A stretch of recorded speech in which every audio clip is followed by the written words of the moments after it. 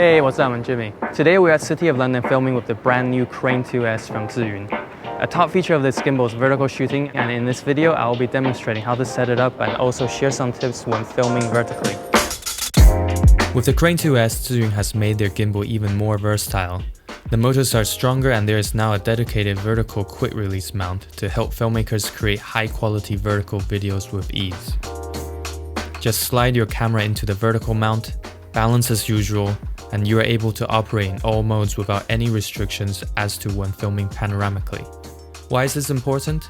Vertical video content has already become part of the norm through how we consume social media, but yet there are still very few dedicated professional equipment for filming in this format. With the Crane 2S, a workaround is no longer necessary.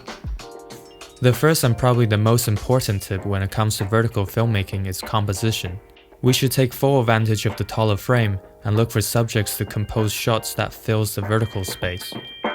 Tip number 2, film with tighter focal lengths. As our world expands panoramically, often when filming vertically with wider lenses, unwanted visual information above and below comes into the frame.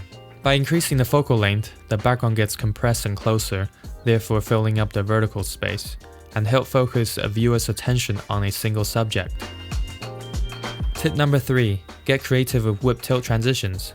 There is more to see above or below in the vertical space, so naturally when using transitions, moving up or down to cut to the next scene becomes more compatible.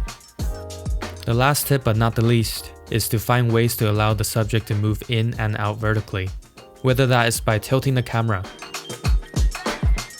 capturing an overhead and look-up shot, or have the subject move deeper into the frame and towards the camera for greater depth perception.